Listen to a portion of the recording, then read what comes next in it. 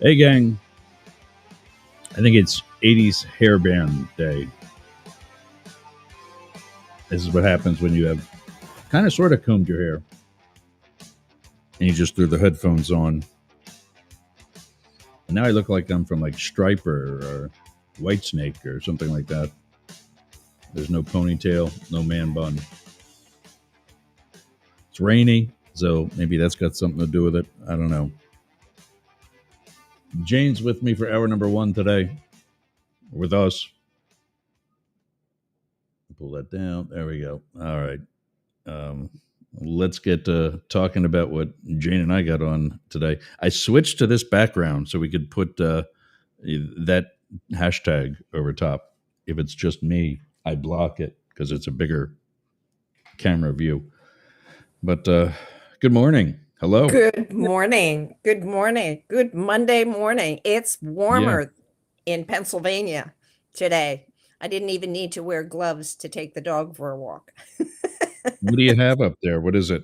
It's about 40 some degrees, but it's a whole lot better than single digits as it was, a couple weeks ago. And last week it was still in the like maybe 14 or 15 and even 29 with the wind that we've had was really, really cold. Really, really, really cold. So we're basking in balmy 45-degree weather here in Colbertdale Township, Pennsylvania. But that's what we were getting down to overnight. Yeah. It must have been hard for you. I'm not enjoying. I had sweatpants on a couple days. Oh my goodness, I, poor I, thing. I've worn jeans again. Ah, I had to put socks and sneakers on, ah. which is actually a good thing because when you wear flip flops constantly, I've learned that it dries your feet out. I didn't know that. Oh yeah. I'd put Oh like yeah. a foot cream on, and put the socks on over top of it, and it's like boom, they're great again. Yeah. Yeah. I Yeah. didn't expect that. It makes a So difference. Yes. tell So, everybody we both came on before we went on the air. You and I talk yeah, in kind of yeah. like a backstage setup, and we both came on giggling today Yes. Yes. Yes. We because were we both kind of received good news, great news, funny news, whatever you want to call it, over the weekend. I didn't think your reason for smiling today was going to be the same as my reason for smiling today. For those that well, don't already know, do you want to tell yeah. everybody why you and I are both giggling? Well, Dan Bongino Hmm. has been Yeah, that's it. appointed as some assistant something in MAGA's Deputy cabinet. director, Yeah, I don't deputy deputy director of the director of FBI, something. Yeah. the FBI. And I know how fond you are of Dan Bongino. Right. But Oh, it's been a wild week. Holy cow. yeah. You know, with everything, all the people being fired and all the people, having to report back to the office full time, no matter what the circumstance, and having to report what they did last week of having to make lesson plans. So, yeah. It reminded me of being on the Clinton detail, and Oh, that has yeah. nothing to do with the Clintons themselves. It's just that Right. of all, let's see, one, two, three, four, five assignments that I've had in the Secret Service, that was probably where I was micromanaged the most. On the Clinton. Yeah, it was by those bosses there, and Okay. they were also the most pathetic. If it's one thing the Secret Service taught me how to do, it's how not to manage people. Mhm. And I always felt, do you want me to do the job or do you want me to describe the job before and after? Pick one. There's yeah, not time yeah. for both, But the other thing is, yeah, you already know I'm no fan of Kash Patel. That's something in my eye. Give me a second. You already Is know that I'm anyone. no fan of Kash Right, Patel. right. Um, I mean, obviously, I want him to do well, but I'm not holding my breath. Mhm. Sean Curran was if you remember the photo, and I don't know if I have it or not handy. I'm not, everybody has seen it. Um, uh, Ken Good checking morning, in saying good Ken. Good morning, Ken. So glad to see you. I thought maybe I'd miss morning. you today because I'm on early. If you remember, Ken's with us 2 hours all day, every day. Is that right? He is a super fan, absolutely.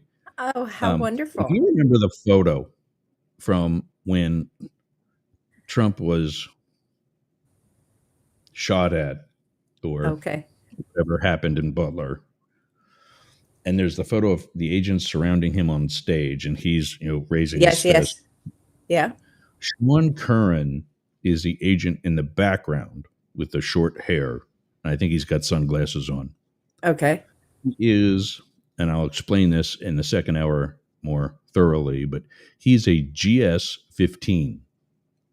What that means is the pay scale that I was on as an agent goes from 1 to 15. 13 is where I was for about the second two-thirds of my career. That's journeyman level. That's where you top off as a hump agent. 14 is a first line supervisor, and 15 begins middle management. And in some cases, upper management, which is what he was in that photo. Hmm. In that photo, he was the special agent in charge of the former Trump detail. And that's who is usually who you see on camera. Like when you're seeing a picture of the president or the vice president and they're in a crowd, the agent right behind the president, that's a boss. Hmm. That's how power hungry we are Hmm. in that spot right there has to be managed by a supervisor. Okay.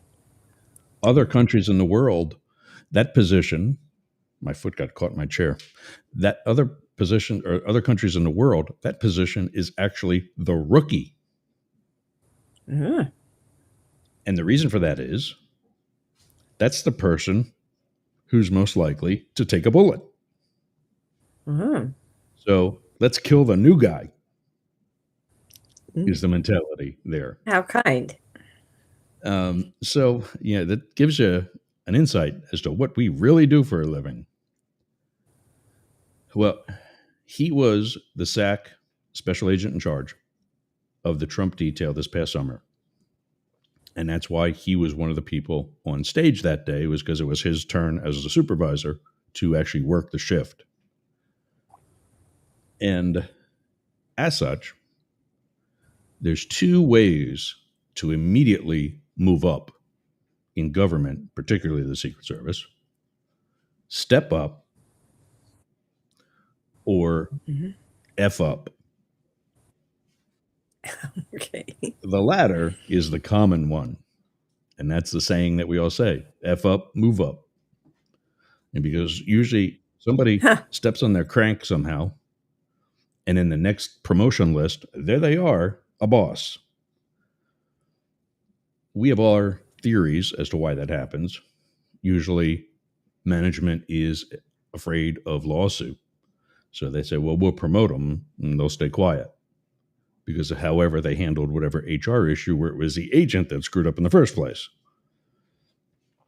So I'm telling you all that because to become the director, which is where this guy is now, there are a lot of positions in between a GS 15 special agent in charge and Hmm.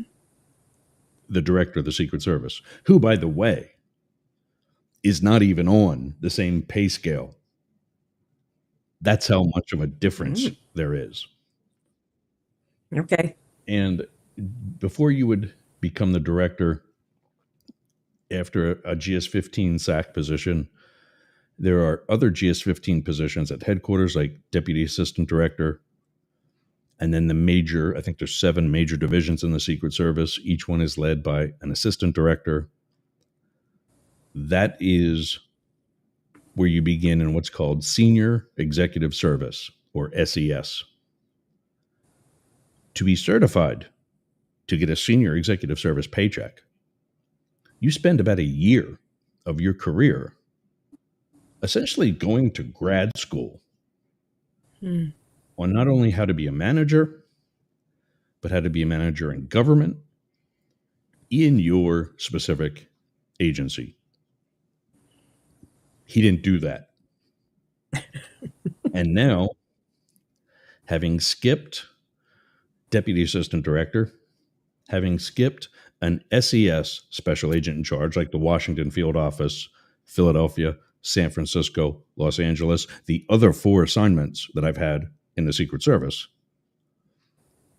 having skipped being an assistant director, having skipped being the deputy director, he went right to director because somebody says so. And it sucks because I know Sean Curran, not well, but we've worked together. And he's not a bad guy. He is a squared away agent. I hope that he kicks ass as a director. But again, I'm not holding my breath. And between him and Bongino, together, they actually make what I called him last week was Krash Patel. They make Krash Patel look qualified to be the director of the FBI. I was going to say, what are Bongino's He's even credentials? less than Sean Curran. He was a Secret When Service he guy. left, he left. Yeah. He was in the Secret Service. We met at the Olympics in 2002. Okay. He was in the New York field office. He was at a post at the Olympics that had a car. And so he didn't want to rotate in at this rotation of all these different posts with the rest of us. And I was the team leader. And on one hand, it wasn't what we were supposed to do. On another hand, to an extent, it kind of made the rest of our day a little easier in that it was one less post we had to worry about. Okay. And he, at this particular post, there was another agent who was outside of our group. It was another group. And that guy wasn't rotating in with his group. So the 2 of them were in this car all day, every day, not going anywhere. It was just at this gate. It was what's called a blocking vehicle. In addition to the gate, we put a car there to make it extra secure. Right. And what was that? Did you hear that? Okay. I turned on a tone for this clock that I use to remind me it'll walk every 15 minutes. That's what we're supposed to take a commercial, but I'll worry about that in the second hour. I understand. Mm-hmm. So he was kind of not a team player by not rotating in. Gotcha. He was also kind of lazy because he didn't want to be out in the cold, which was literally all the other posts were. We were at the Olympic Village, which is basically a college campus. It was a college campus, whatever one, I forget what it was, but it was something in Salt Lake City on the side of this mountain. It was awesome. I loved it. But there's a big riot fence, like a 12 or 15-foot fence around the entire space that we have declared a secure area as a big village. It's where athletes live while they're at the Olympics. Okay. And we secured that space in a bunch of other venues as well. And so now the rest of the team has to be outside in the cold all day, every day. Mm-hmm. And it's just, it was one excuse after another why he didn't go to the SWAT team, why he didn't do this, why he didn't do that. And because his only office besides the president's detail was New York, which is a big office. And it's kind of easy for you to go to where you want because that boss is an SES special agent in charge. And it's a big field office in the Secret Service. So they didn't just put anybody there. They've got the juice to get you where you want to go in your next phase, which would be protection. which for him was the president's detail. Unfortunately for him, Bush termed out and wasn't there long, and he got stuck with Obama. And as the conservative that we all know he at least pretends to be, I mean, you're from New York City. How conservative can you be? You got to be at least a little progressive to survive in that city. Mm-hmm. And so he left. He did something that I also question the ethics of. You're not supposed to mingle too heavily with the press. Well, he leaves the Secret Service for a job at Fox News. Oh. Not an affiliate, not a podcast that they're getting syndicated in any way, and immediately get thousands of listeners and sponsors and whatever. He goes to the weekend position that was recently held, by the way, by Pete Hegseth. Same time slot, I believe. Late night on a Saturday night, because you don't have anything better to do than to watch Fox News on a Saturday night. And he goes from the White House detail, what's called the Presidential Protective Division, to Fox News. You don't do that without having networked while you were at the White House. And that's it. That's his career. Okay. And it'll be 2 years ago, this April, that I started in political podcasting because I was lying in the bed in the room behind me, having just learned about his firing from Fox because of being a lying POS. Whoa. And I said, I can do better. And now, by the way, I have an announcement for you that I wasn't sure of last Monday, and it did not come to fruition yet. We didn't start till like Tuesday or Wednesday. But we have a new affiliate to the Mastiff Media Network. We are now on Radio X in Perth, Australia. Get out. Oh, how exciting. It is. I have a clock here over here on this side, not the one that you heard ding, but another one. Right now it is 3:19 a.m. in Perth, or I'm sorry, in Sydney and Melbourne, and 12:19 a.m. in Perth. They are on the west coast. Perth is on the west coast of Australia, and that is Tuesday. Wow. Now, how did that come about? How did that come about? Where did they pick you up? I just continue to look at other stations like this, and when I did the math, I got to fix something on my sheet here. When I did the math, I said, well, this is actually, Radio X is actually a rock station. That's late cool. in the evening and overnight, they play whatever. And a lot of rock stations actually do that, especially on weekends. They have to do that in the States. The terrestrial stations like that have to do that in the States because it's community radio time. So they have to turn the airwaves over to the community, and that's when they have all those annoying talk shows on Sunday morning. Because rockers don't usually listen to the radio on Sunday morning. No, not so they much. give it to other members of the community. They're kind of doing the same thing in Australia, but they said they actually do have a good overnight audience. So I'm like, hey, yeah, happy to help out. In fact, today we also begin on Jurg's radio, and we're trying to get him to Radio X as well. Now every weekday on Jurg's radio at 1 p.m. Eastern, 10 Pacific, Glenn Sportcat Jackson from the Para or Normal Guys, and formerly he had another show, The Misfits, on Saturdays. He now has a new show at 1 o'clock that immediately follows us.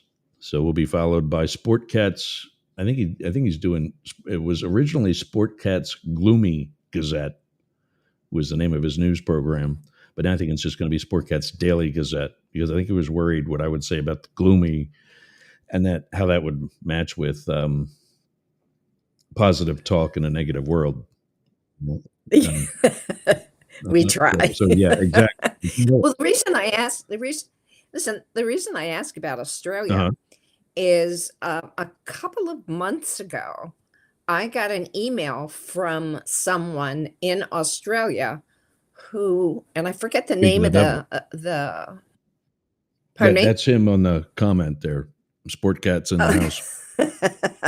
Hi, Sport Cat.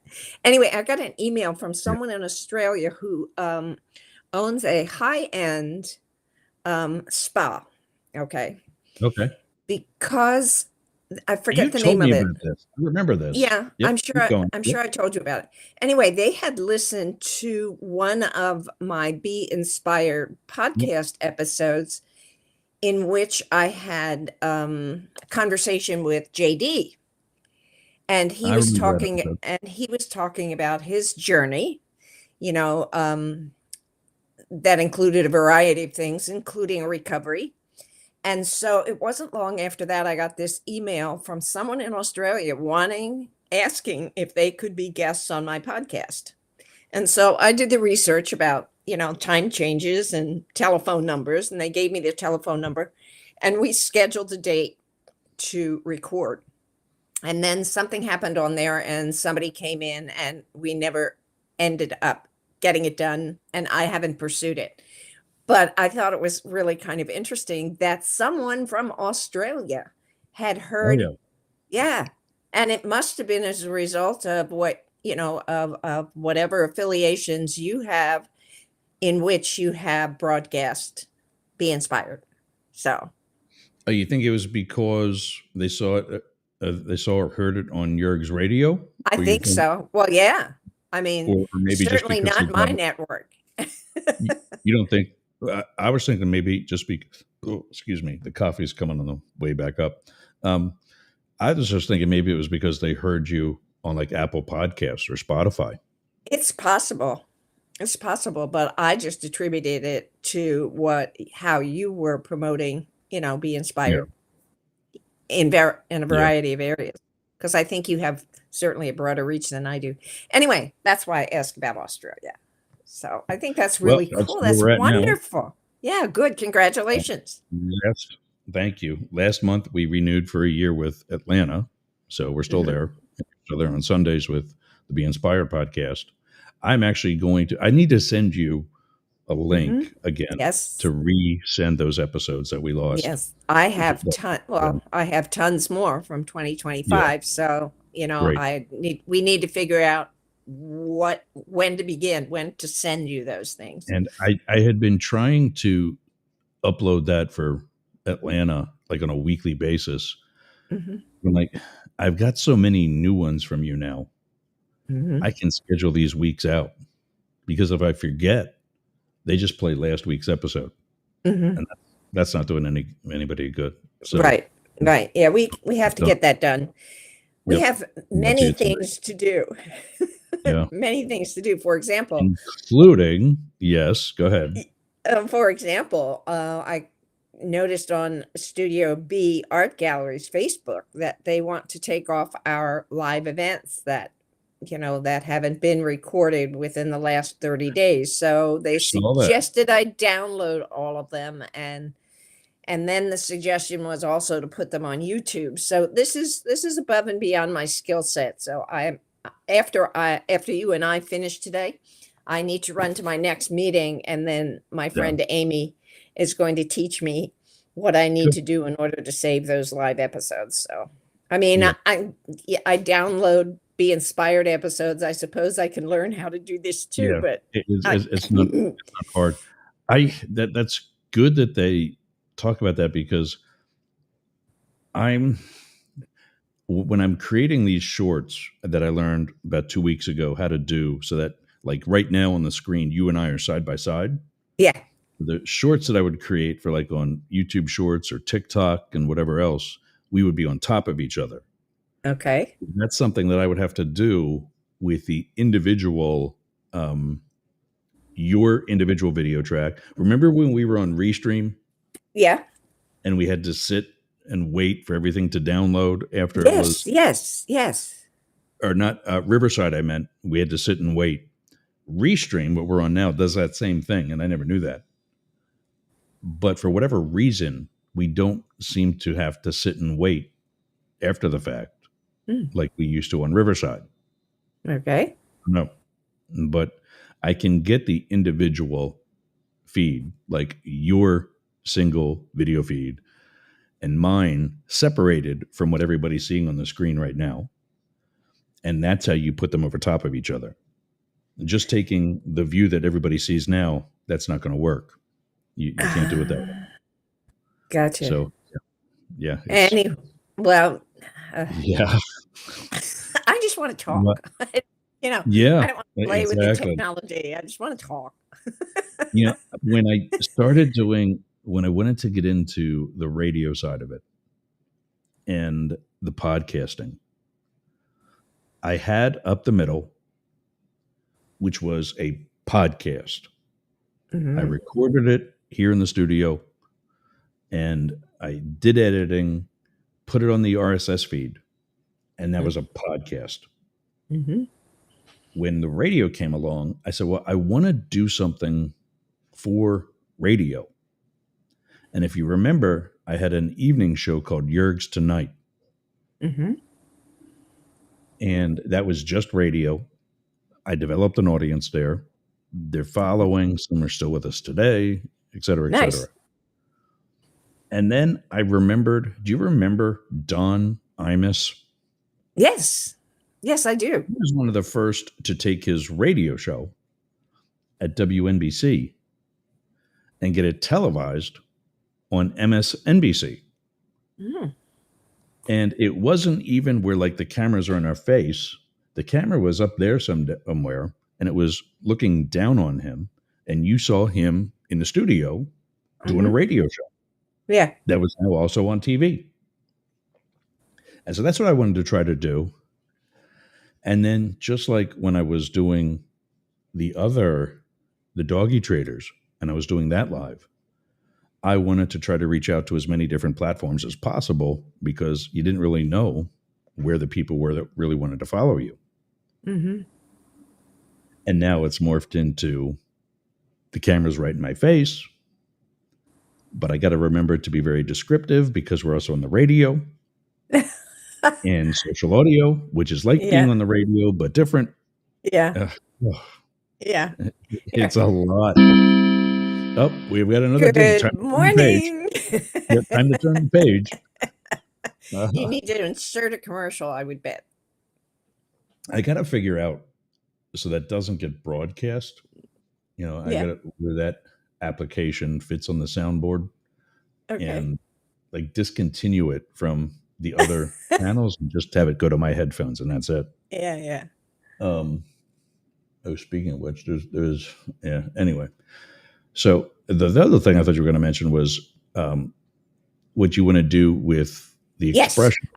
I'm happy to do that. Talking about that As for next. some folks may remember, I mean, maybe loyal Ken may remember, for February, for the digital news site that my friend Leslie and I do edit together, we invited the members of our subscribers on the Boyertown Air Expression to submit their love stories.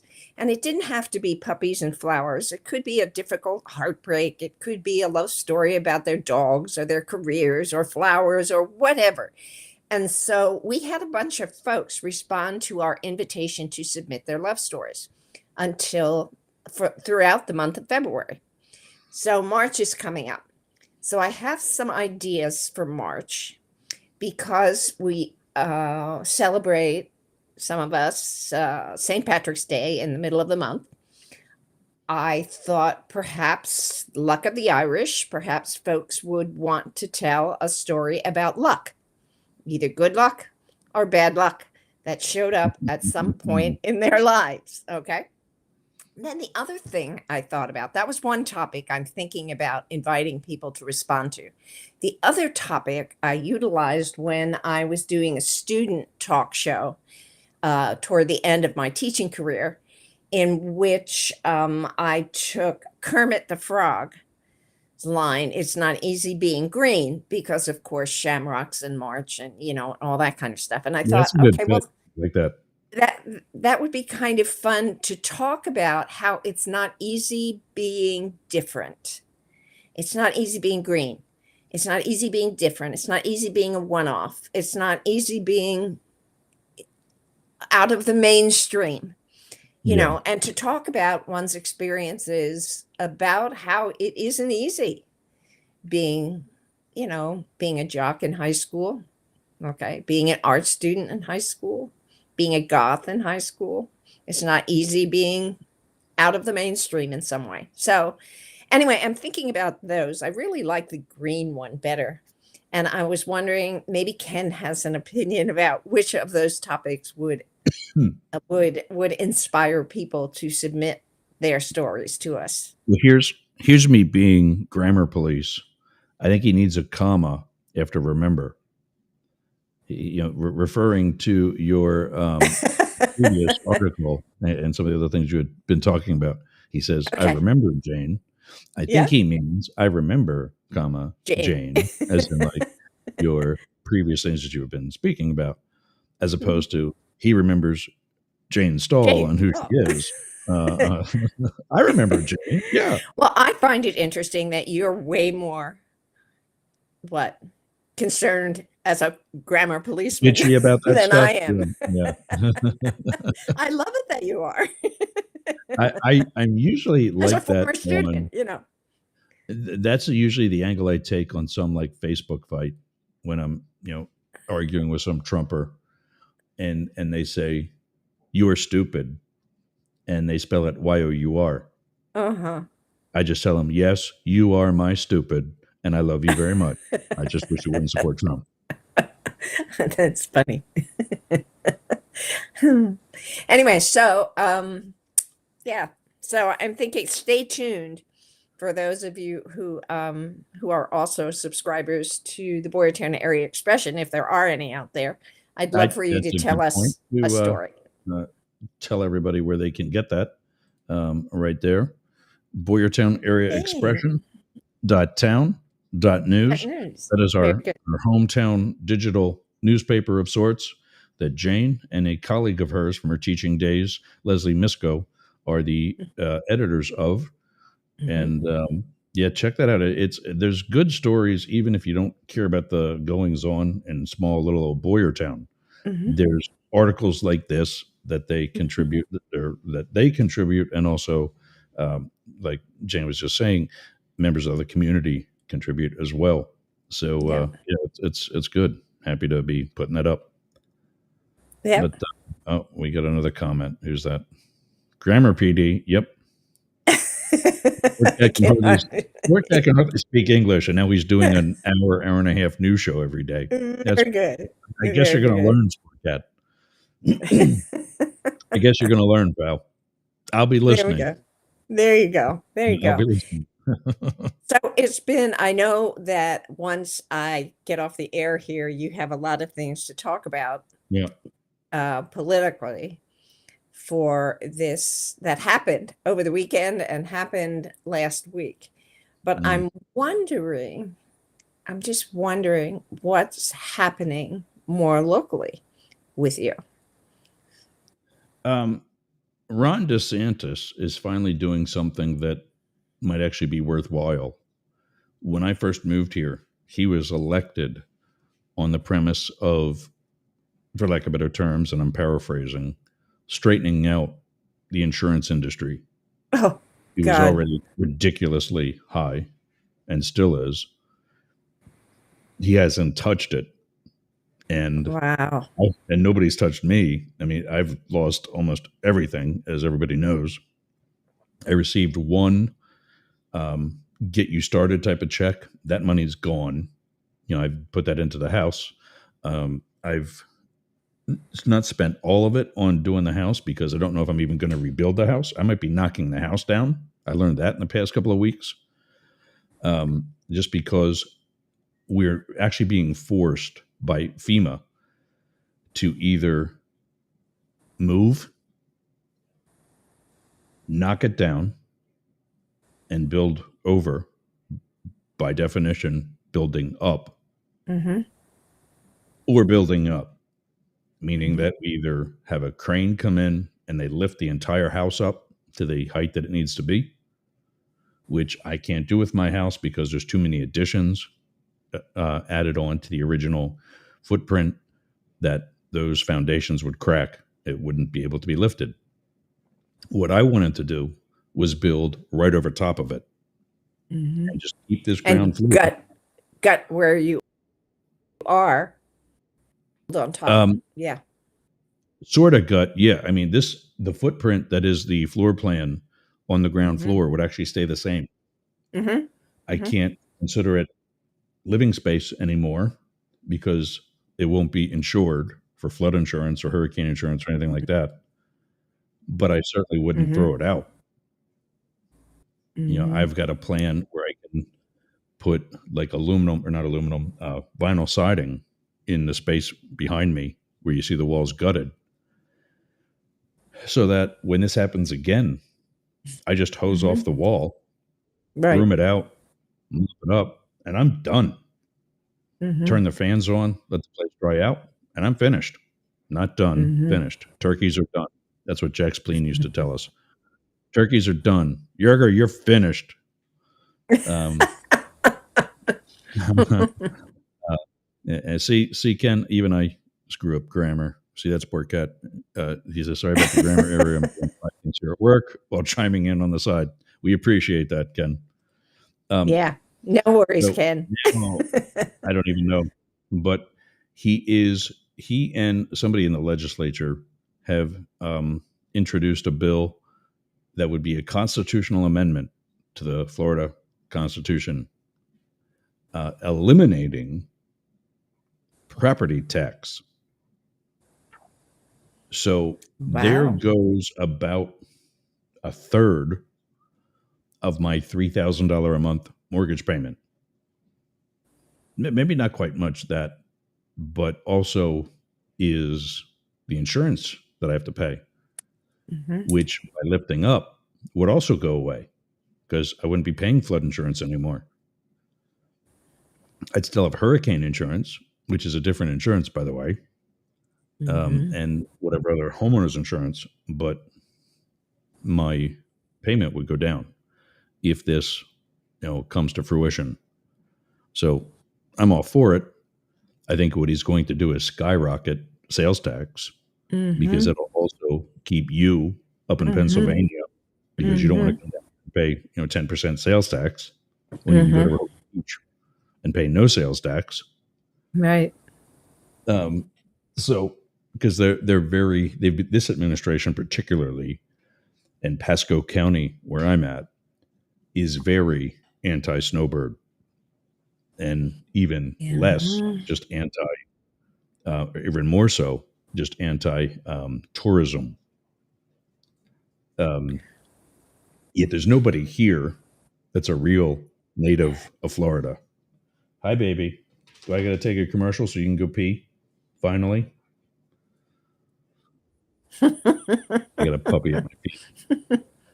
But I understand. yeah, so that's probably the biggest news here is that he's trying to get rid of sales tax, or real Mhm. estate property tax, Wow. which is ironic because the real estate industry here is in a shambles.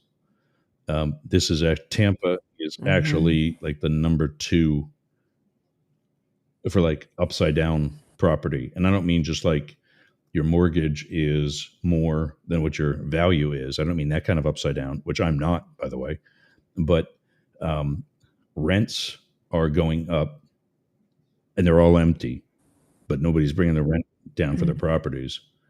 And property purchase prices, property purchase price are coming down, but in many cases, not down where they should be. In other words, so many sellers are holding out for the market to come back up. Mm. Good luck. Pack a lunch because you're going to be a Yeah. while. Yeah. And then there's others there was a property that came down, I think $40,000, and it sold that day.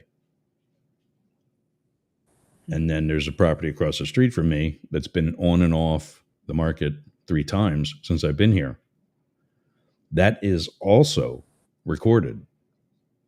And it's a huge red flag when you put it back on the market. Because the first thing any agent for a buyer is going to ask is why? Why did this come on and off the market so many times? Well, I see the price was never adjusted. Tells me it's too much. And no realtor worth their salt is going to let me buy that house for the same asking price that it's been asked for 3 or 4 times and never got. Ken says he is an actual native Floridian. And I think I knew that, actually. But you're out in like oh, I knew this too, damn it. Like Land O'Lakes, is it that area? And if you don't want to say on the radio and internet and whatever, I totally get it. But you're basically a Tampa suburb like I am, correct? We'll wait for his response to that. It's almost quarter of. Do you got to run? It's almost 11:45. Do you have to split? I have to run soon. Yeah, I figured you were going to commercial sometime soon, and I would just slip away. We can do point. that. For those of you trying to figure out what is happening, the last Monday of the month, Jane has another obligation, so she joins us for the first hour instead of the second hour, and we got to let her get ready to go to that other obligation. So yeah, why don't we take a break? We'll say goodbye, and you can reach Jane at there it is, studiobbb.org. That is the art studio that is in our hometown, right on the main drag on Philadelphia Avenue. Studiobbb, 3bs.org. And we had this one up earlier, Boyertown Area Expression .town.news. Just to contact us, you can reach out that way.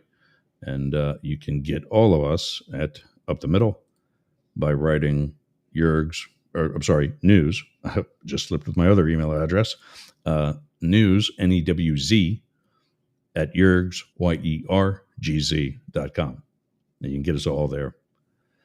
I think we got one more.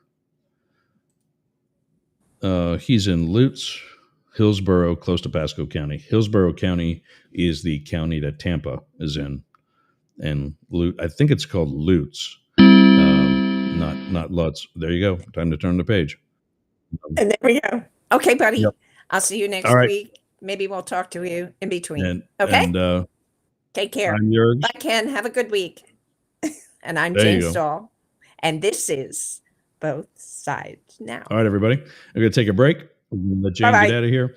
And when we come back, Danny boy, as you remember, Dan Bongino, an old friend of mine, we talked about it earlier, will tell us some more Danny stories, and also the fact that he is going to be the deputy director of the FBI. Right. I love it. All right. It'd be fun. The fun never stops. Tell everybody at your meeting I said hello, and I will see you next week. Okay. All right, everybody. You're listening to Up the Middle and Both Sides Now. And I got to take a break. I've got to take a long overdue break. Let me do that. And we'll be back right after this. If I can find the video. There it is. What are you doing later? I'll tell you what I'm doing. I'm going to the gym. But not just any gym. Momentum Fitness and Wellness. Walk right up to the door. There's a QR code on the door. You can sign up right there. You've got no excuse. But not only that, their equipment is amazing. It's kept up well. It's expanded. There's stretching area. There's CrossFit. There's hardcore training. A dedicated area for stretching, dunk tanks, sauna, everything you need to get that Hernando beach body or keep your Clearwater beach body. You can train with your shirt off, you can scream, you can yell, and you won't be intimidated either. Go to Momentum Fitness and Wellness on US 19 in Bayonet Point, Jasmine Estates. Build the momentum.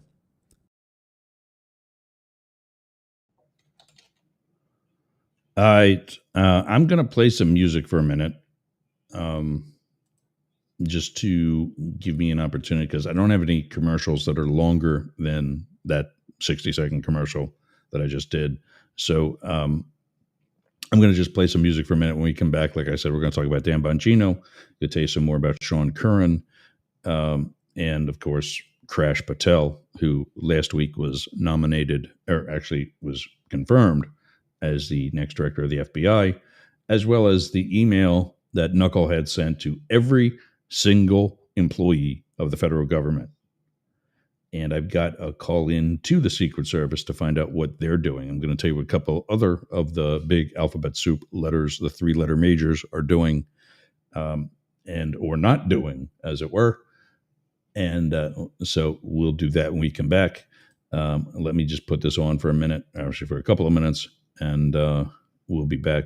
Just listen to our theme song rattle on for a little bit. Be right back.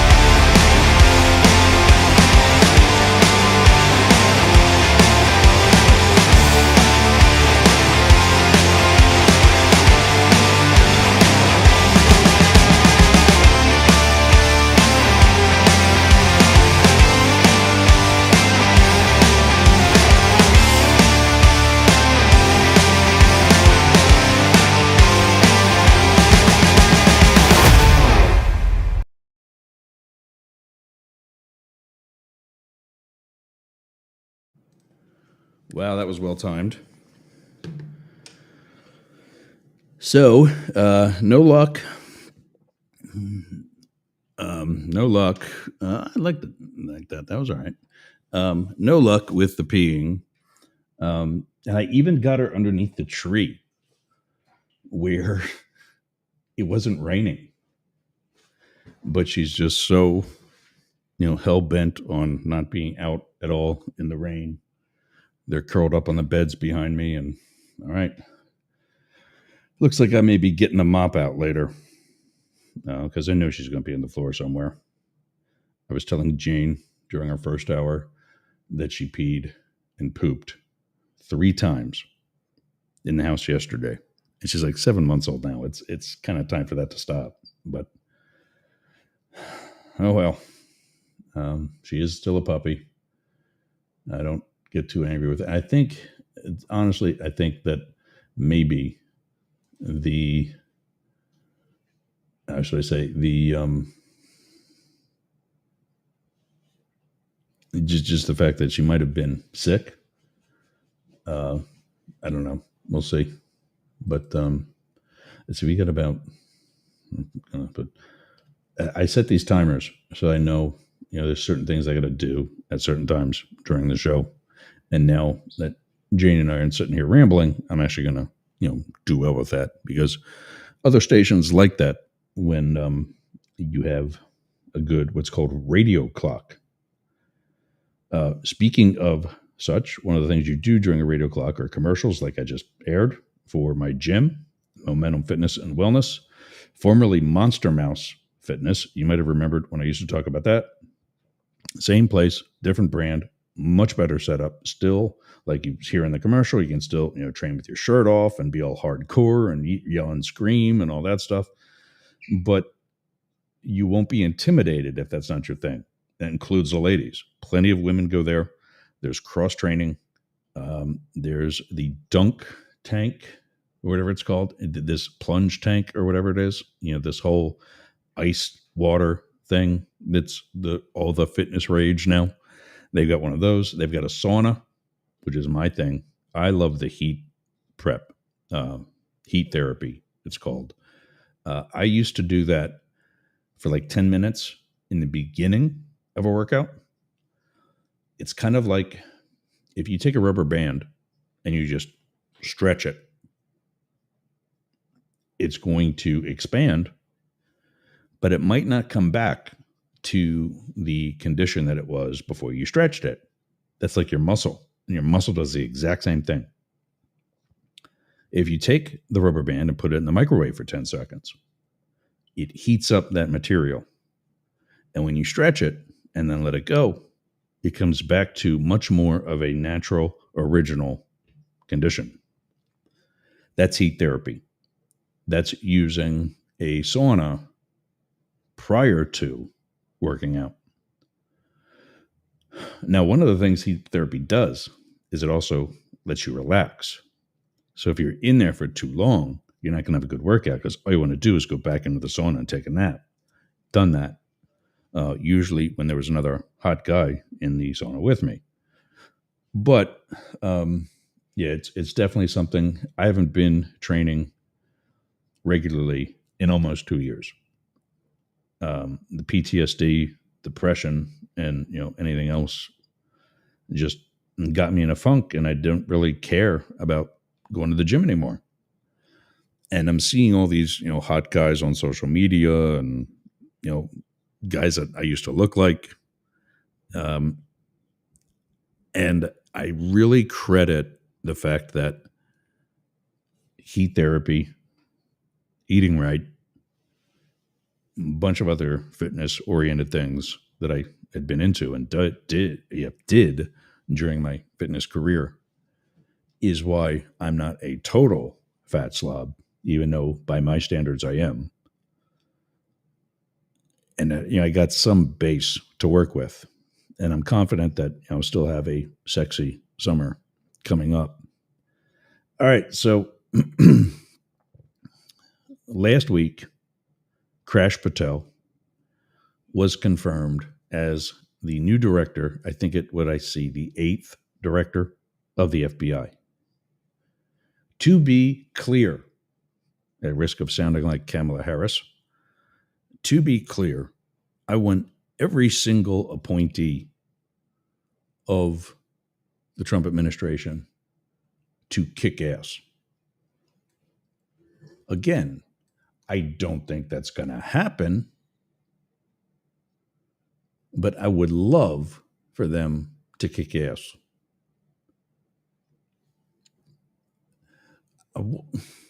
Why? I think Ken was telling me, I see these people, sign on to the show on Instagram, and then boom, they're gone. And like literally seconds. Like, check it out. See what we're doing. You clicked. Anyway, I would love nothing more. Seriously. And let me hear you find a Trumper to say this about Biden.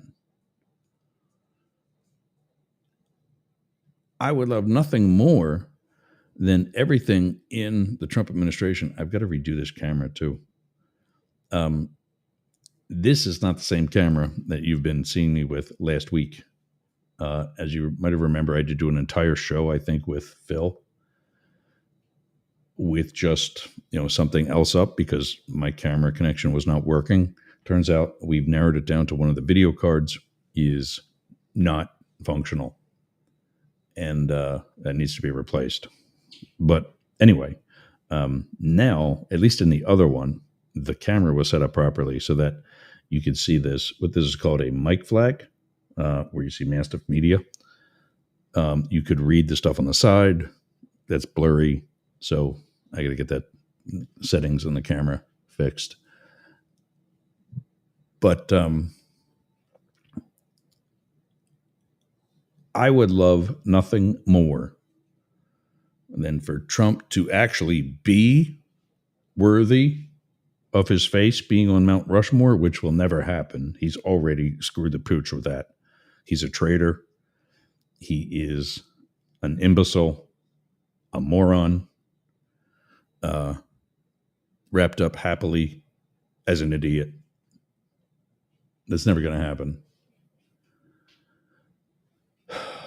However, hopefully, some of his picks, like the first time around, at least will save him from ending the world. I don't think Krash Patel is one of them. I know Dan Bongino is not. And only because of his prior experiences, Sean Curran is not there yet either. Of the three, like I told you, I worked with Sean, briefly though it may have been. I worked with Sean, and he's not a bad guy. We're about to lose a bunch. 99.1 is with us for 2 hours today. I think CQR stays with us. We're going to lose KSHP in a minute. So you can switch over to yergsradio.com. I think Perth stays with us. And of course, Rainbow Radio and Yergs Radio stay with us. But if you are going to lose us, Yergs, YERGZ, radio.com is the easiest place to at least listen to the rest of the show. You can go to massive.media and find out all the places where you can get the video. Okay, anyway. I would love nothing more than for all three and all the others, Kennedy, who's a poor choice for Health and Human Services. By the way, of all the cabinet positions that have been selected so far, there are two that are remotely close to acceptable. Marco Rubio as the Secretary of State. I don't think he's a great choice. I think he's capable of doing the job. And great choice or not great choice is not my decision. It's the president's. That's who makes that decision. And to that extent, I almost agree with Blake Fisher's perspective. And that is the president should get a blank, clean slate of whoever he wants, he should get. No, but I think that at least I could vote for, if I were as a senator, I could vote for Marco Rubio in that he's not a bad choice. He's not remotely underqualified like almost literally everybody else. And I don't know the name. I can search it real quick.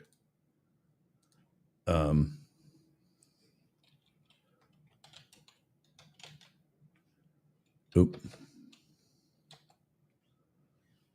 Let's see.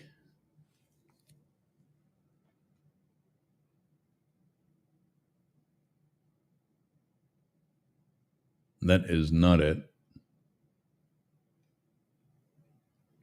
It says that the current director of the CIA, I'm presuming this was not upgraded or updated, rather.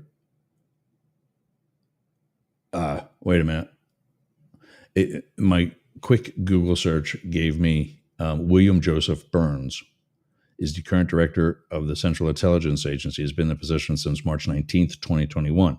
That is not the one that was just put in. But then above that, I do see John Ratcliffe. Let me see. John Lee Ratcliffe, born 65, is an American politician and attorney who has served as the 9th director of the Central Intelligence Agency since 2025. That's it.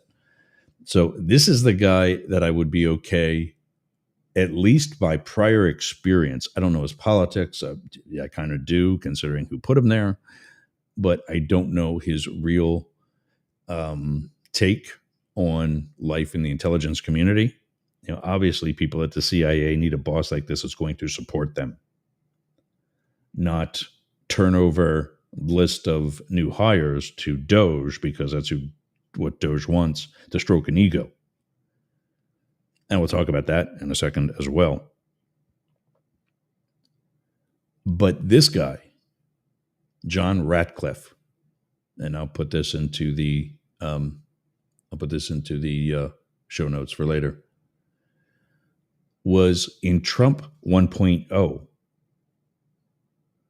the director of national intelligence, the DNI. What was it? Tulsi Gabbard, I think, has it now. That is essentially the boss of the CIA director and the FBI director and any other spy agency head. That is the central person for the intelligence community. Personally, you want to talk about waste and redundancy.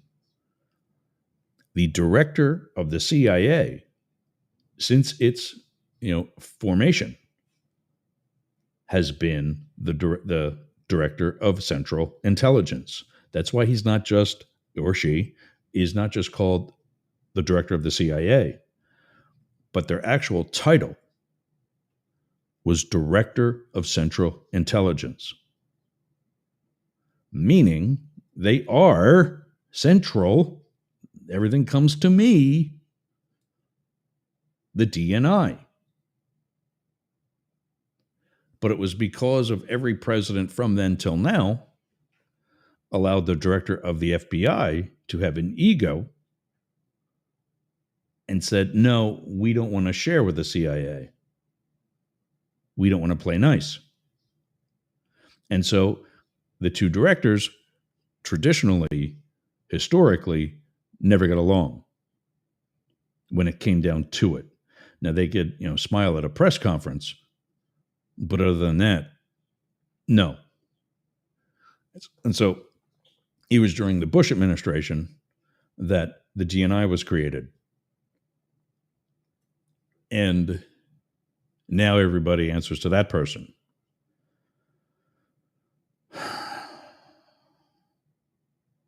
This is like Doge coming in and looking for waste and fraud and not starting with the Defense Department.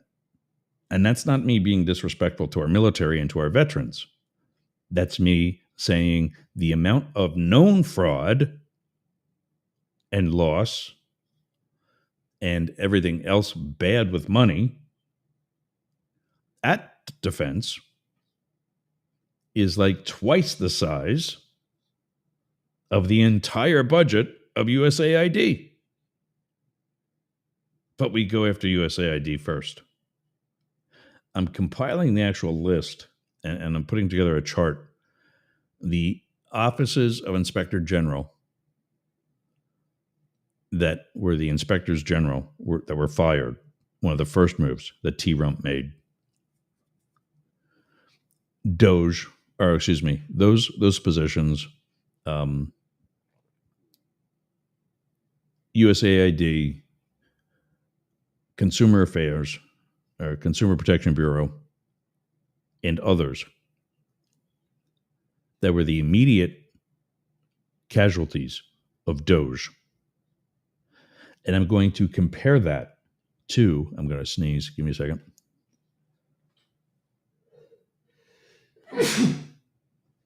Excuse me. There's going to be another one. And I'm going to compare that to the investigations into SpaceX, Twitter, Tesla, Sky, Pager, Tel, whatever that internet thing that he's doing is. Are you seeing somebody that could be like the central point? Yeah. Elon Musk. All of the, by and large, all of these early hatchet maneuvers by Doge, by the Trump administration, are also targeting, for legitimate reasons, because there's an investigation into the goings on of Elon Musk companies. And ultimately, whether he denies it or admits it or not, Elon Musk himself.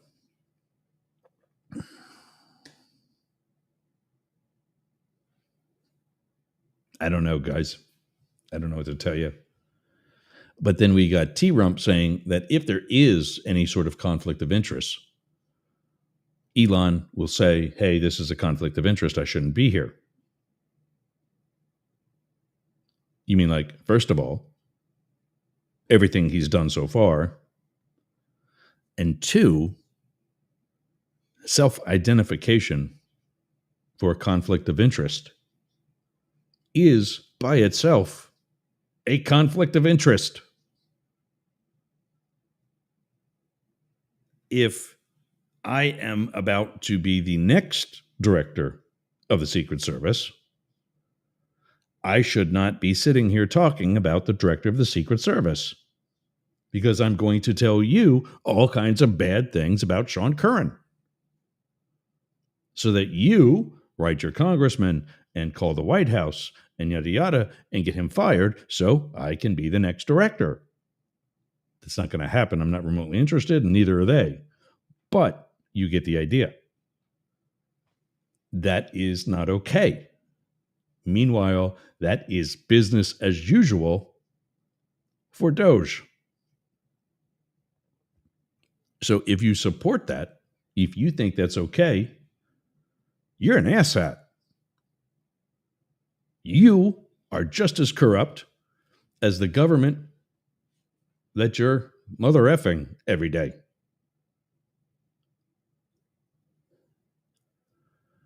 So Krash Patel gets confirmed. What was it? 51 to 49? 51 to 49?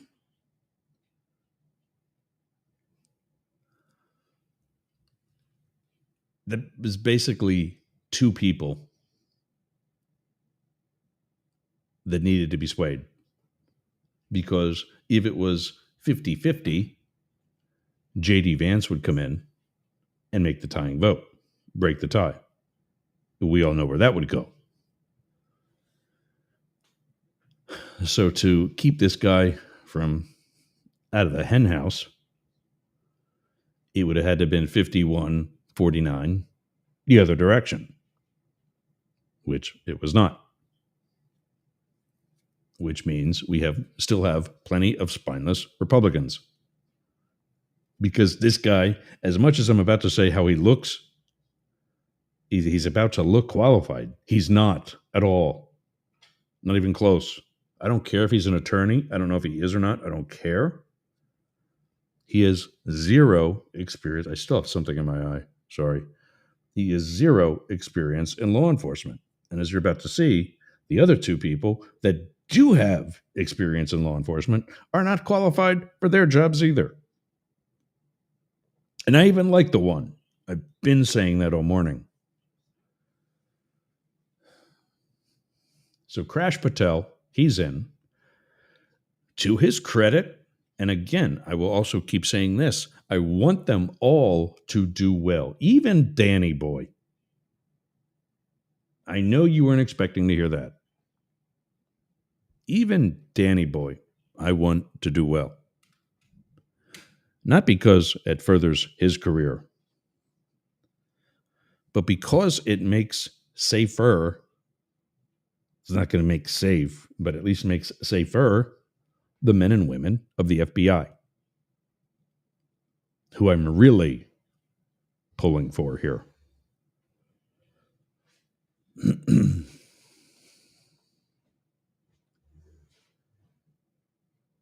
But Dan Bongino, as I was saying in the first hour, started in New York, because that's where he's from. I don't know if he's like from the city or wherever, or maybe somewhere out on Rich Boy, Long Island, or what, I don't know. Started in New York. That was his closest field office to home. That's where he started. Pretty much where most of us start, or how most of us start. Some did get moved. And that first move, you have to do yourself. My friend Rich Thompson, for example, is from suburban DC. Actually, you know where he's from? I don't know the name of the town. Maybe you do. He's from the town or the area from the original movie, The Blair Witch Project, in suburban DC, Baltimore, rural Maryland. That's where he's from. But he got moved, his first move, to LA. And it's my understanding that as an agent to be moved, as not yet a federal employee, you make that payment yourself. Now, for the uniform division, because the entire uniform division is in DC, they can recruit from wherever, and they will pay for your move. Only because the only position available for the uniform division is Washington. So John Ratcliffe is the other qualified Trump cabinet member. Only because he already, at least on some level, successfully completed his term as the DNI, which is now a step above the DCI. The Director of National Intelligence is now above the Director of Central Intelligence, at least in some sort of theory.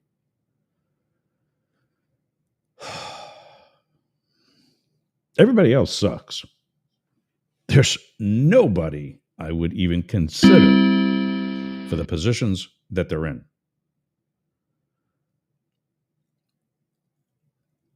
And so I'll wrap this part up, then we'll take a break, and we'll come back and talk about the other two. But yeah, John Ratcliffe and Marco Rubio, and that's it. And unlike Blake, and I think unlike Matt too, and of course we know Philip is going to rubber stamp everybody because that's what sheep do. I am not for, like Blake is like, at least if they're not a felon, if they're not grossly not qualified, I would vote for him. Tell me how Pete Hegseth or I forget his name, but the transportation secretary, the other guy besides Trump, who is only known for being a reality TV person. That's his claim to fame. And now he's the transportation secretary. Marco Rubio was a senator. Marco Rubio was well-traveled and is experienced as the Florida senator. He's not all that good, and he's already proven that. What the hell is that? Oh, segment's over. Okay. All right. I don't know if you heard that one, but another alert. Anyway, Rubio said, Russia is a threat. He said that as a senator. He's correct. Russia is a threat. Now he's Secretary of State, and all of a sudden it's Zelensky that's the dictator. And it's Zelensky's fault that the war started. So clearly, even though he would, at least if he was allowed to be his position, he would have been a decent Secretary of State. He's not allowed to be a decent Secretary of State because, like everybody there, they're towing a line. All right, this is Up the Middle. We got about a little less than 45 minutes left. I've got to take one more commercial break, and then I'm going to finally do some of the live spots that we do. You're listening to Up the Middle on the Mastiff Media Network. We'll be back right after this. Anthony Gillio is, wow, he's getting some money's worth today. What are you doing later? I'll tell you what I'm doing. I'm going to the gym, but not just any gym. Momentum Fitness and Wellness. Walk right up to the door. There's a QR code on the door. You can sign up right there. You've got no excuse. But not only that, their equipment is amazing. It's kept up well. It's expanded. There's stretching area. There's CrossFit. There's hardcore training. A dedicated area for stretching, dunk tanks, sauna, everything you need to get that Hernando beach body or keep your Clearwater beach body. You can train with your shirt off, you can scream, you can yell, and you won't be intimidated either. Go to Momentum Fitness and Wellness on US 19 in Bayonet Point, Jasmine Estates. Build the momentum.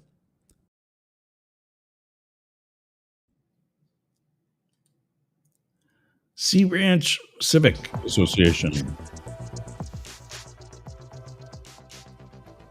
Sea Ranch Civic Association, those of you in Pasco County, this thing's turning around.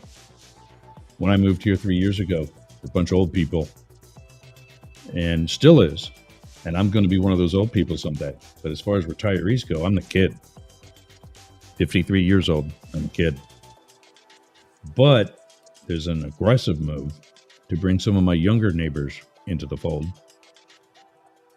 My friend Santino is leading the charge on that, newly elected to the board.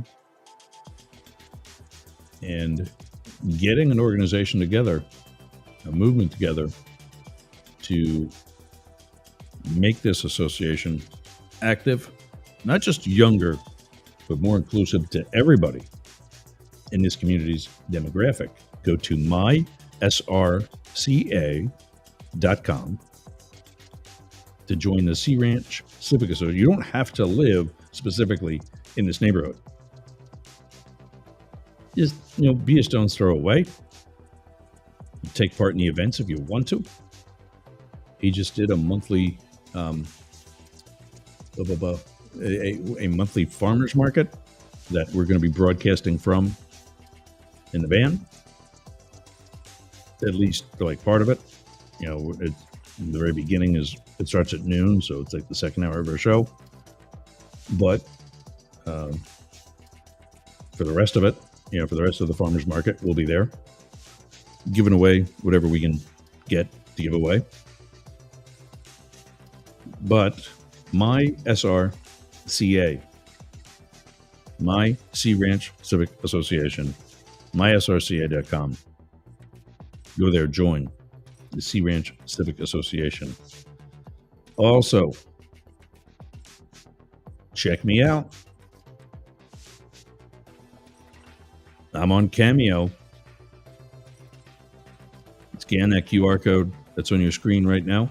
And for $5, I can send you a happy birthday.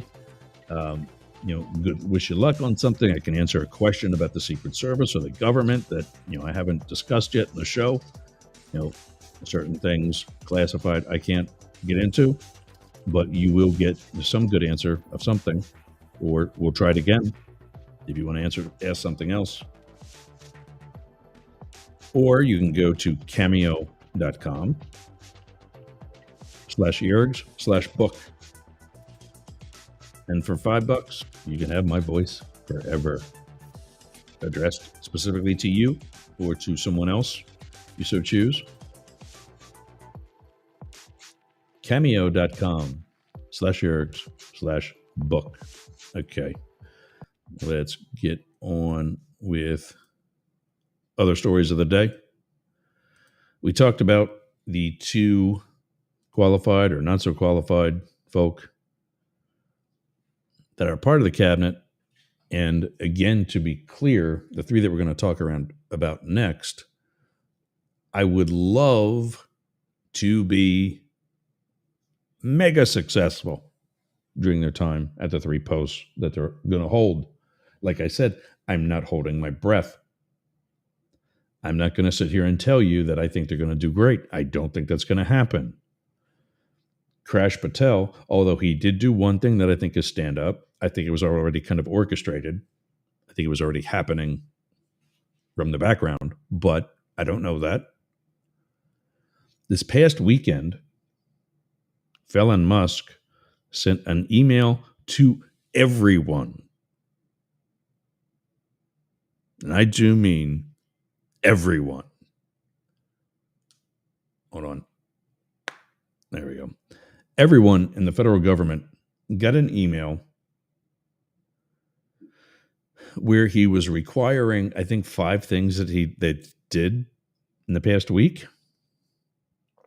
And it was to, I got to look this up because I can have all you send that same email and flood their server. And I'm going to talk about that too.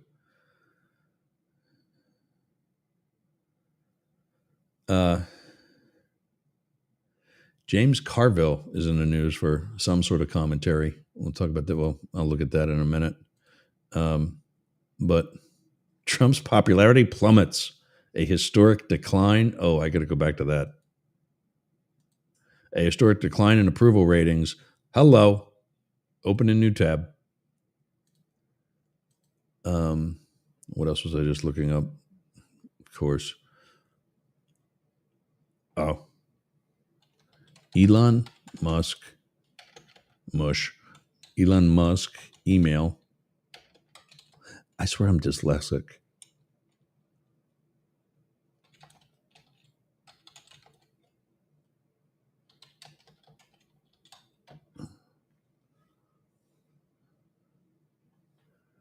Instructing them to document 5 accomplishments from the past week or risk losing their jobs. He stated that the email aimed to identify employees who are not existent or non-contributing. Several federal agencies have advised employees not to respond to this email, raising concern about its implications. The email has drawn criticism for its perceived harshness and the pressure it places on employees. One of the Facebook posts that I saw listed the email address.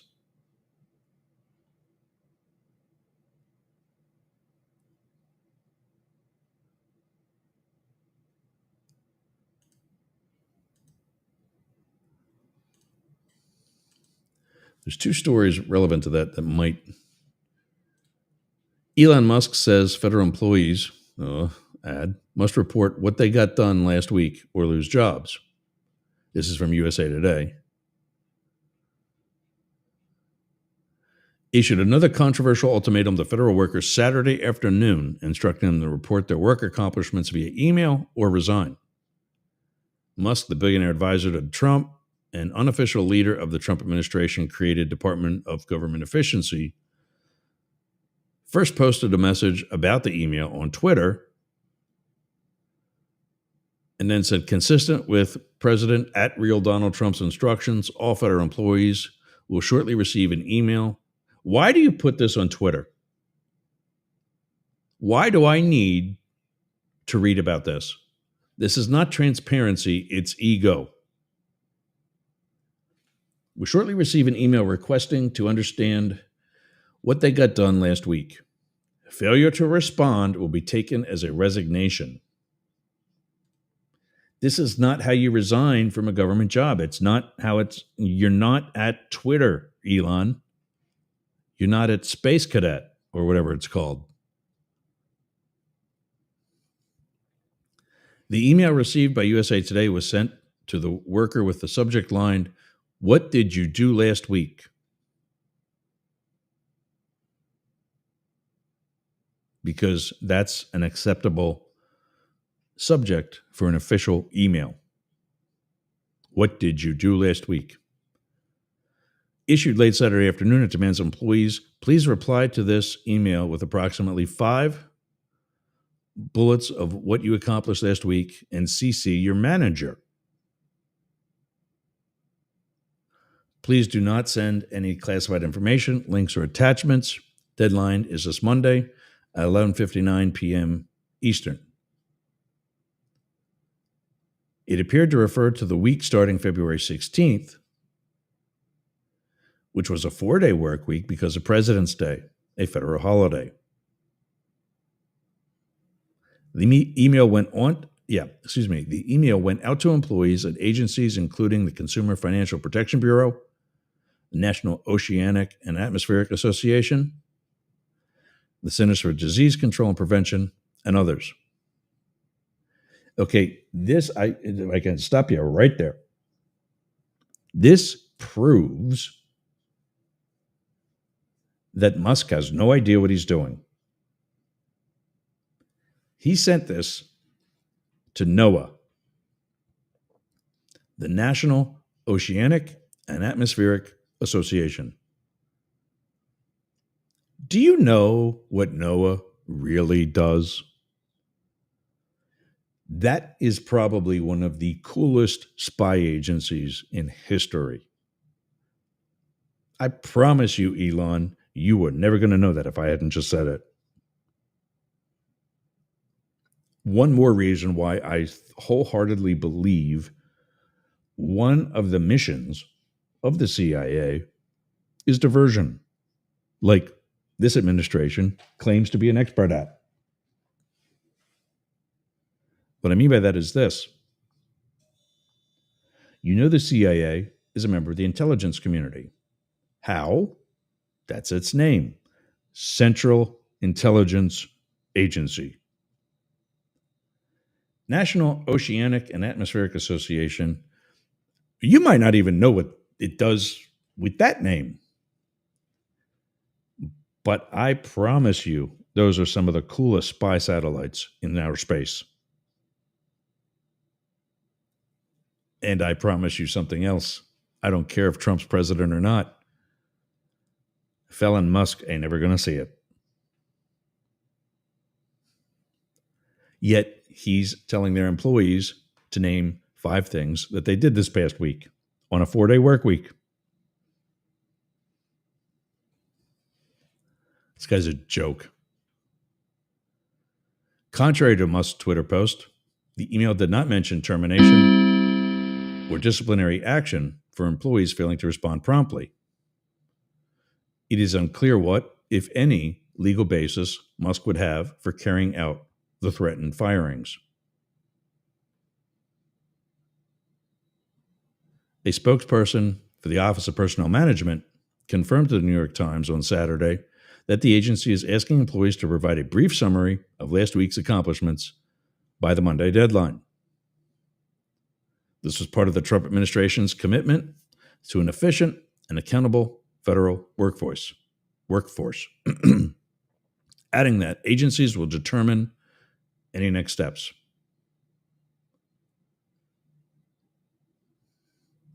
Federal Workers Union promises legal challenge to the threatened firings. Everett Kelly, national president of the American Federation of Government Employees,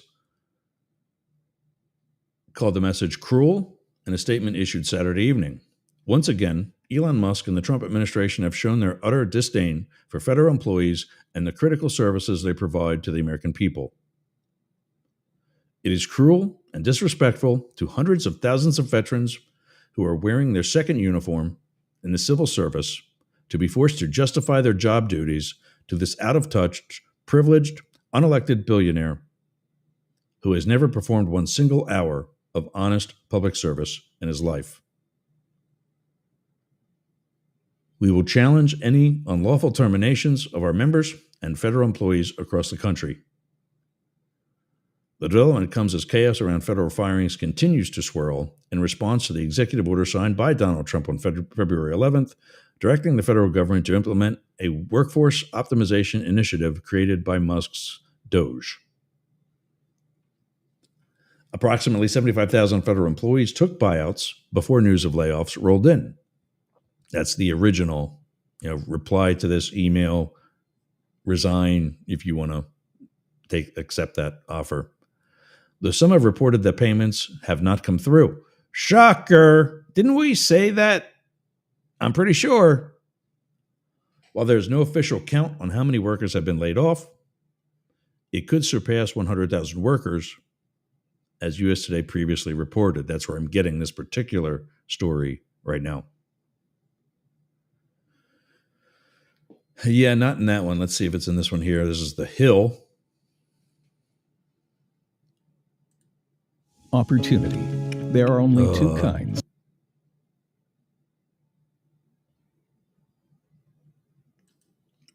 Dun and Bradstreet. I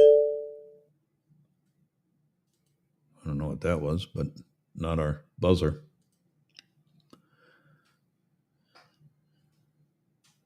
That's the USA Today one. Here we go. Tech billionaire Elon Musk said Sunday the email to federal employees asking them to report back on their weekly accomplishments is meant to spot outright fraud from people on the payroll who aren't working at all. The reason this matters is that a significant number of people who are supposed to be working for the government are doing so little work that they are not checking their email at all. Well, now I think no, Elon. I'm pretty sure they're going to find out now. Moron Musk. That's his name. Please reply to this email with approximately 5 bullet points. So you'll take 4. That's approximately 5 bullet points.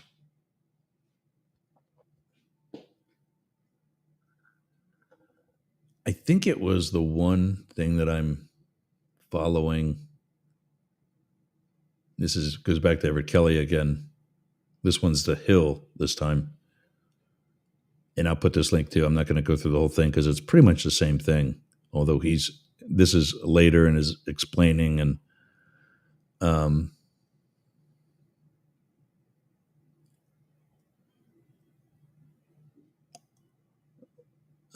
yeah.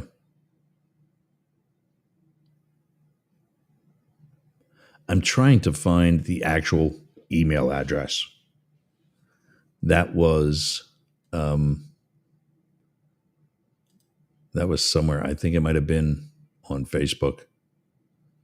I'll look for it and I'll see what I can send to everybody. All right, so we didn't know that because Krash Patel did actually do something stand up. When this email reached the FBI on day 2 of his directorship, I got to credit him. I think he stepped up by telling his employees, you will not respond to this email. I know what you're doing this past week, even though he wasn't there yet. And I'm paraphrasing. I know what you're doing. I will answer that for you. And essentially, if there's anybody that needs to be terminated or wants to leave or whatever, we'll handle that internally. Who else was it? The CIA, I think, said the same thing. Somebody else. I don't remember. But there was another major agency, administration, whatever, whoever. I think maybe defense also had that same response. And I was wondering what Sean Curran's response was. Did he step up and say, you know what, I'm SES now? With that, hopefully, comes a set of balls. And I'm going to protect the men and women of the Secret Service from stupidity like this. Here's your chance, Sean. It's still Monday, and you can still do it if you haven't already. And I don't know, maybe he did. I hope he did. I have an email that I sent to Anthony Guglielmi, the public address, what's his public communications officer, I think his actual title is, of the Secret Service. He and I have exchanged emails before. He's been very respondent. I have see no reason why that'll change.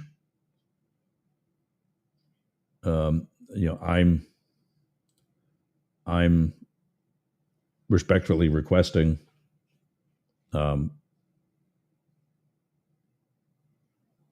what the Secret Service response to this was. And I'm telling hey, you might know me from this, that, and the other thing. We've talked before. I'm a retired agent, blah, blah, blah. Is it possible to get an interview with either you or Director Curran?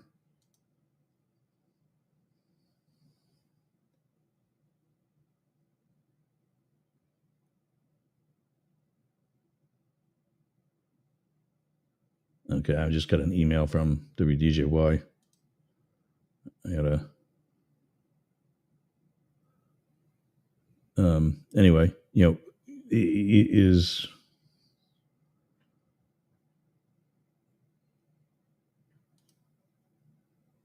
I'm getting a bunch of junk emails. I love how these all happen during the show. Musk's latest demand, is there something new? I mean, here we go. Key federal agencies. This is according to Associated Press. Key federal agencies.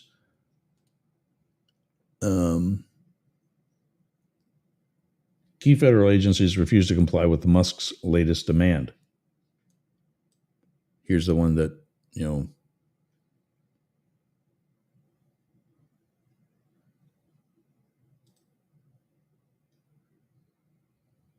key U.S. agencies, including the FBI, State Department, and Pentagon, have instructed their employees not to comply with cost-cutting chief Elon Musk's latest demand. Federal workers explain what they accomplished last week or risk losing their job. The pushback from appointees of Donald Trump marked a new level of chaos and confusion within the beleaguered federal workforce. Just a month after Trump returned to the White House and quickly began a fulfilling campaign promise to shrink the government, administration officials scrambled throughout the weekend to interpret Musk's unusual mandate, which apparently has Trump's backing despite some lawmakers arguing it is illegal. Unions want the administration to rescind the request and are threatening to sue. Some officials are resisting. Others are encouraging their workers to comply. At some agencies, there's conflicting guidance. Awesome. Because why wouldn't there be?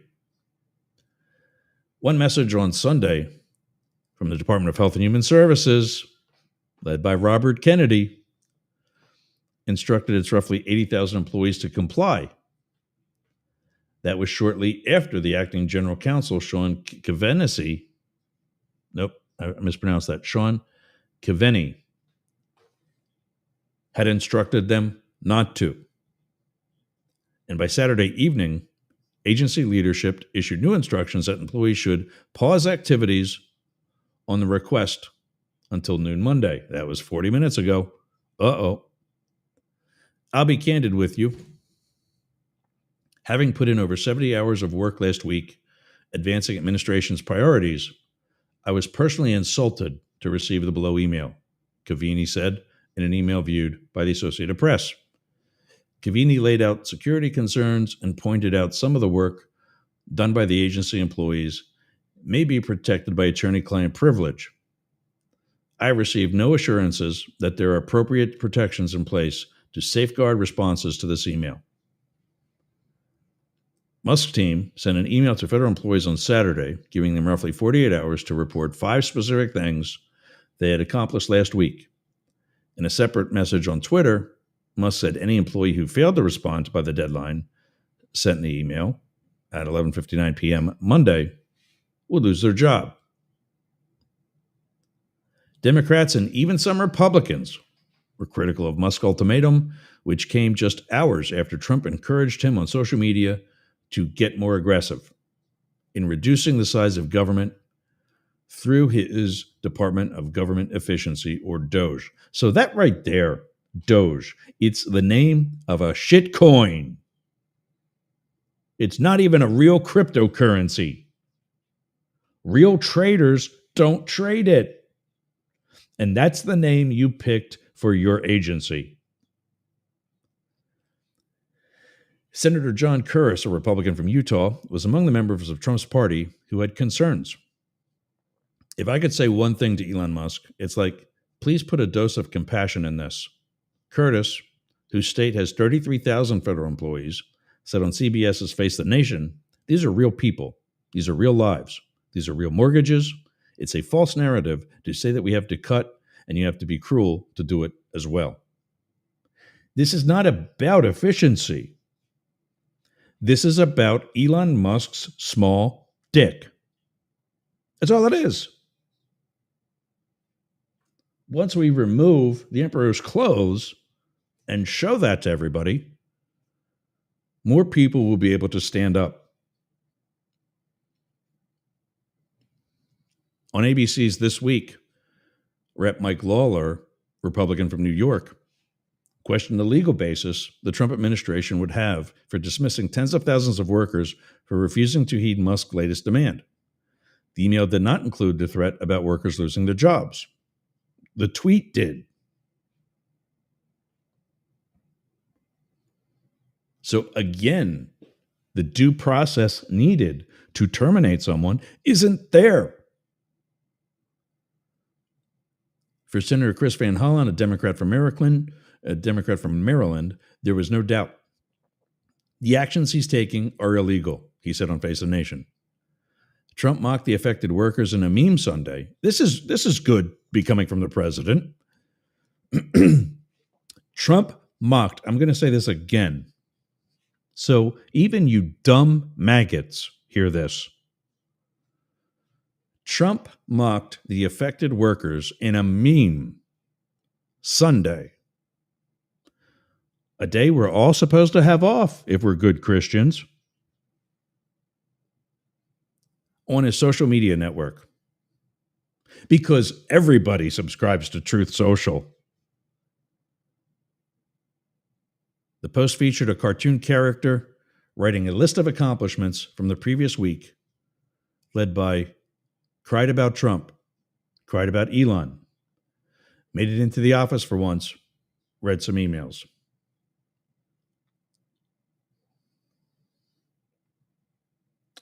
When this asshat gets found guilty of treason, regardless of whether or not he I'm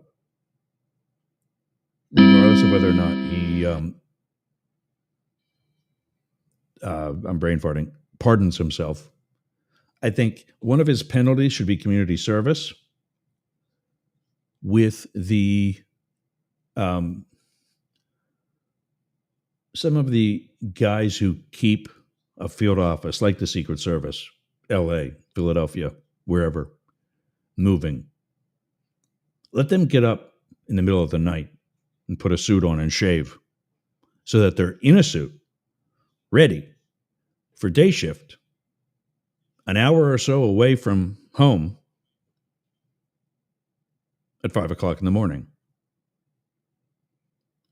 I remember going to protection assignments in DC, dressed accordingly,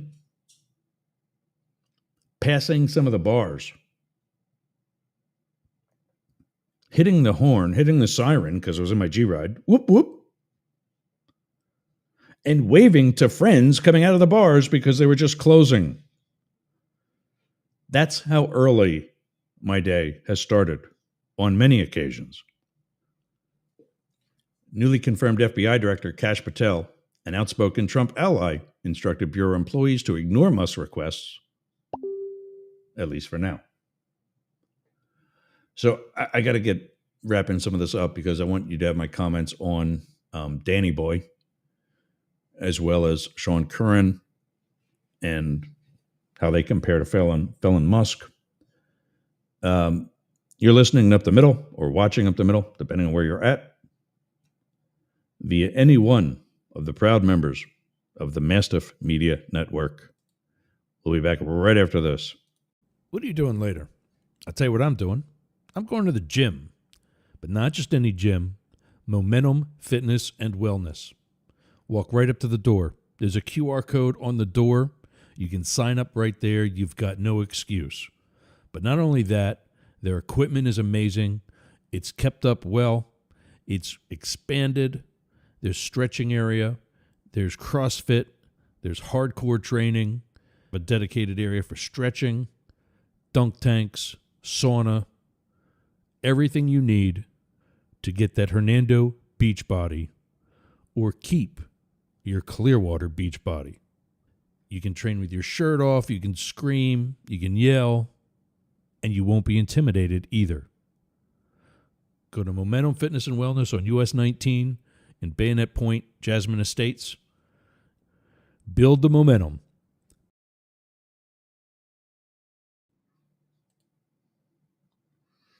So where are we at in the list here? Chase Bank. Chase Checking. Get $300. $300 when you open a Chase Checking. For those that qualify, go to let me put it up here. Go to my Facebook page. I just updated some of these yesterday. Go to my my public Facebook page. It's not my account. It's my page. Ross Yerger. Find that on Facebook. The very first pinned post is my list of affiliates. As you know, we've recently got rid of some. We downsized in effort to be consistent with Doge. We got rid of some affiliates that were not holding up their end of the bargain. That's why you keep hearing from Momentum Fitness and Wellness, because they do. But also, Chase Bank. I first started banking with Chase when I moved to Los Angeles field office. They had a branch in the ground floor of our building. And I would walk in there to do whatever banking I had to do. They had like a what was it? What would he be? They would like a doorman of sorts. Just standing there, directing you to go over here, go over there. I'll help you get this, that, and the other thing. Kind of like, I guess, their concierge, I think they called him. We're in downtown Los Angeles. Can I tell you, this guy, within one or two visits, knew me by my name. Ross, welcome back. He knew not to call me Special Agent Yerger in a public place like that. But I'm not in there every day. Hell, I'm not in there every week. And yet he knew what my name was. So I'm still banking with them here in Florida, among others, because they have multiple, don't put your eggs in one basket kind of thing. But Chase Checking, go get that link. Get the link that's associated with me on this Facebook page, Ross Yerger, and sign up with that to get that $300. Where else can you do that? Go to Frontier. On that same thing is a link for Frontier. If you're looking for new internet, I love my fiber optic internet. So much better than Spectrum. Way better than Spectrum. Oh my God, it's not even close better than Spectrum. And I'm now doing the 2 gig up and down, which is so much better also. But that's it. Those are the two for today. We're going to start wrapping up here. We got Glenn Sportcat Jackson up next. We brought him in today. And I think this is probably going to how we're going to hand off every day, maybe. I don't know. At least if he's in the background like he is now, listening to us and knows that we're wrapping up. We don't necessarily have to bring him out, or maybe we'll talk. We didn't get a chance to talk about this yet because he's just getting back to Atlanta from his working with family in another state. But you ready to come say hi, or give me a wave if you can. Yep. Okay. There's a thumbs up. I'm here. Welcome back to Atlanta. Welcome back to On the Air. You probably missed it. Thank you. No. Yeah, I missed having quality audio. Yeah. Oh yeah, yeah. You did do your Wednesday shows. That's right. It didn't Yeah. sound that bad. I mean, but I think I don't know. No, but I'm in a loft. I'm in an attic. So, Did you yeah. did you use another microphone in Tennessee? Yes. Yes. Okay. Yeah. Yeah. I just thought, okay, maybe you got a new mic. Yeah. Yeah. Yeah, I'm not it's a HyperX or something like that. I don't know. okay. So, I was testing it because it was in Knoxville. It was all I could buy when my other one broke. So, Yeah. Yeah.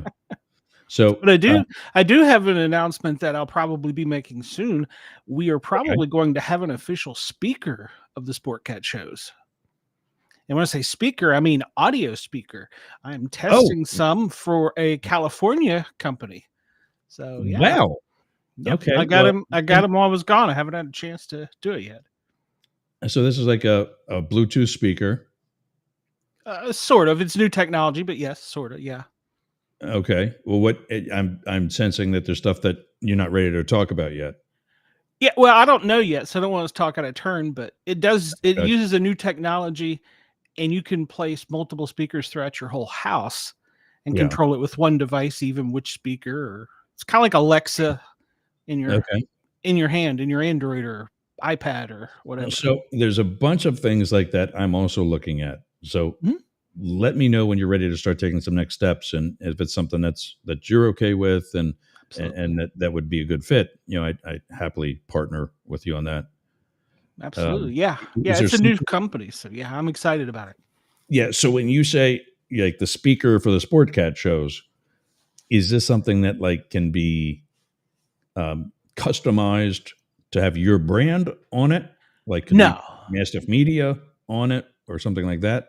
No, he's going to be a sponsor. Oh, okay. All right. Yeah. Yeah. So we're still hammering out the details. I think basically since I'm still such a small show, it'll probably just be free stuff for a while. Yeah. Or like which is okay.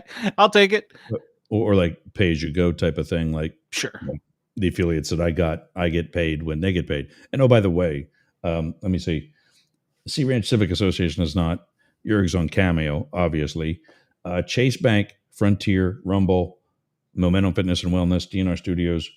No, not kind of sort of. I get money when you pay money. So that's something that the Federal Trade Commission, I think, or somebody wants to make sure that we make known. Cameo, obviously, you're paying me direct. Nothing for Sea Ranch Civic Association. I'm just doing that, because of my support for them. Chase Bank, I don't know what it is, but if you sign up for that checking account, I do get a commission of some sort. I don't know what it is. It's not going to be something I'm going to live off of, but still legally and ethically, I need to tell you that. Same thing for the Frontier Internet. Same thing for Rumble. Because I do commercials for Momentum Fitness and Wellness, I get a free gym membership, and so do you when you visit me. And then DNR Studios, I have a free pass to there that you would otherwise subscribe to, but I'm also starting on DNR Studios later this month or early next. So, that's this week or next week. So, or week after. They said mid-March at the latest. I'm going to reach out to them. But to be clear, these are all affiliate marketing relationships. And like Sportcat said, there's something in it for me. So what do you got coming up? You got any big stories that you're going to talk about? Well, I was going to talk a little bit about the email. I know that that hurt your feelings or something. So I was going to talk a little bit about that. And the government must be on hiatus because I've tried to get the daily briefing, the FEMA daily briefing, and they only have it out for Sunday. So the guy who does that email must not have replied to Musk. I don't know. So. Well, did you see? I don't know if you were hearing. I know you checked in on the comments, in the first hour. I don't know if you were with us the whole time, but did you see? My friend is back in the news. I know your favorite buddy. You can say your career must not have been as good as his because you and I are together. You know me, so yeah, exactly. We're here in the minor leagues of radio, and he's there on Fox News to deputy director of the FBI. I hope he does well. He just seems a little hot-headed. Well, but that he's could be his persona. Well, that's the thing, is that he is an ego, just like Elon Musk, just like Donald Trump, just like Kash Patel. All four of these egos in the same room. This is not going to end well. I think that you're misreading the email. If you want to share my No, I'm screen, not talking about. I'm not talking about that email. I'm talking about. I know Dan Bongino. I know you know him. I know the Trump family, and I Well. can figure out Musk and Patel. You put them all in the Oval Office, and that thing's going to turn into a bubble. It's going to be because it's going to look like a bag of cats inside of it, just slugging it out. And I also know Sean Curran, who we talked about briefly, who is one that I really want to see do well, because he's not a bad guy. Which job did he get at for it? He is the director of the Secret Service. Okay. You know who that is because of the picture of Trump on stage where he's raising the fist and there's the agents that are around him. He's the guy in the background. He's the guy behind Trump. I think with sunglasses on and the short hair, of the ones that are trying to have him not stand up in the exact spot where he was just shot. Yeah, that didn't look like it was too well of an executed plan. So, but anyway, adrenaline makes you do strange things, I guess. So, yeah, 100%. No disagreement there. No argument there. But I don't know Sean well. And again, I want all these people to do well in the new positions, if for no other reason than to support our fellow brothers and sisters as frontliners in federal law enforcement. Yeah, I'm going to talk about that too today. But if you, and I talked about this in the first hour, and I'll wrap it up in the next minute because it's your turn. A GS-15 to senior executive service, of that position of senior executive service, that's not the step you take. And I just fear that it's setting up Bongino and Sean to fail. Yeah. Not that that's the intent, but the likelihood. And as a result, their qualifications make Kash Patel actually look qualified, which he's not. My opinion, he's not. All right, gang, that's it for me. I'll be back tomorrow at 11. So this is what we'll do. If you want to come on with me like this for like the last 5 minutes every day, we'll chat and give you like a heads up, give everybody a heads up as to what, you're doing. And then I'll put music on as I turn things off. First of which will be things at Yerg's Radio, so that you can, at your convenience, pick up and take it from there. Yeah, I got to push that button. I forgot. That way we're on the same page. Yeah, that's fine. We're gonna talk about the FEMA daily briefing. We're gonna talk. Basically, my show's about why we didn't die today. Good. That's always good news. I kind of get a little bit opposite of you there, where everything's doom and gloom, with the Republicans. I'm kind of like, we didn't die today. So I was talking to that about you with Jane. I said the first rendition of titles that he gave me, this was going to be Sport Cat's Gloomy Gazette. Yeah, I got to change my artwork. When I got the artwork, which by the way, you are on yergsradio.com right now. You're in the metadata. The artwork's up. You're up for the show. Whole 9 yards. Sweet. I saw that it was Sport Cat's Daily Gazette. And I giggled a little bit because I thought, wow, I wonder if he realized Gloomy Gazette doesn't fit with positive talk in a negative world. No, it doesn't. And I don't know that I want that kind of click. You know what I'm saying? For clickbait. Yeah. So yeah, I don't want to be seen as the doom and gloom guy. I want to be like, the adults are in the room now. Go mow your lawn or whatever. Yeah. Awesome. All right, buddy. All right, Ross. Well, I will see you again tomorrow. Well, actually, maybe not, because Tuesdays are only 1 hour right now. So there'll probably be a playlist going. You can kind of take over whenever you feel like it. But I also would. I mean, this would be perfect for you to be also on Radio X in Australia, because you're on after me anyway. So you would be on after me there. I would like to. I just want to get all the buttons and everything worked out Yeah. first, because this is my fourth show. I'm still Yeah. struggling, so still learning. Right. And remember tonight, I have a cat in the room. Tonight that I have the Two Broke Witches show. So remember to check them out tonight. They're back. So Is that? Do you want that to be a regular on Yerg's Radio, or is that just on your network, or where at? I would like for it to be on Yerg's Radio. Okay, So. send me info on that. I don't know if I have that, because I didn't see anything. I don't think I have anything on Yerg's Radio, the back end of the website. So if you got artwork, and maybe send it to me, send it again, send me a write up, and send me some info on the witches themselves, because that's kind of important. Yeah. Two hot chicks. So some guys like that. Curse me. All right, man. Well, all right, brother. And I will talk to you again. All right, everybody. Talk to you soon. That's it for us here. Like I said, I'm going to go do some music for us here on Up the Middle. This is the Master Media Network, and we'll see you again tomorrow, 11 Eastern, 8 Pacific, 12 midnight Perth, Australia time, 3 a.m. Sydney, Australia time. That's it, gang. We'll see you tomorrow.